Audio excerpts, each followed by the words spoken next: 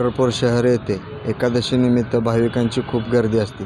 या गर्दीनिमित्त काही रिक्षावाल्यांनी बेशिस्तपणे रिक्षा चालवली व सरदंडात्मक कारवाई करण्यात आली। या कारवाईनिमित्त माननीय उपनिरीक्षक पोलीस साहेब अरुण फुगे साहेब यांच्याशी थोडीशी चर्चा। भाविकांची गर्दी, या गर्दीमध्ये अशिस्तप्रते पंढरपूर रिक्षावाल्यांनी अतिप्रमाणात पॅसेंजर भरले किंवा बेशिस्तपणे रिक्षा चालवल्या, अशा पद्धतीनं रिक्षावाल्यांनी कायदा तोडला किंवा काही म्हणा तुम्ही, तर आपल्या पंढरपूर शहर ट्रॅफिक विभागाच्या वतीने त्यांच्यावर कारवाई करण्यात आलेली आहे। तर या संदर्भात आपलं काय मत आहे सर?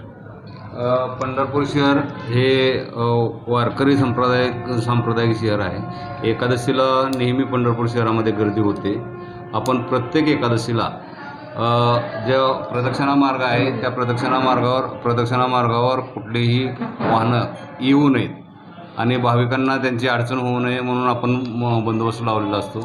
आमचे पोलीस स्टेशनचे ट्रॅफिक ब्रँच एकूण 25 कर्मचारी, त्याचबरोबर सर्व पोलीस स्टेशनचे इतर कर्मचारी असे वेगवेगळ्या ठिकाणी बंदोबस्ताला लावलेले असतात। जो कोणी रिक्षावाला, आणि रिक्षावाल्यांना आम्ही सूचना दिलेल्या आहेत या अगोदरी आणि आत्ताही देतो की जो कोणी रिक्षावाला प्रवासी वाहतूक करताना ओव्हरलोड भरतो किंवा बेशिस्तपणे वागतो किंवा लोकांना अडथळा होईल असा उभा राहतो, त्या वाहनावर आम्ही नेहमी कारवाई करत असतो। आज त्याच प्रकारे 25 रिक्षाचालकावर कारवाई करण्यात आलेली आहे।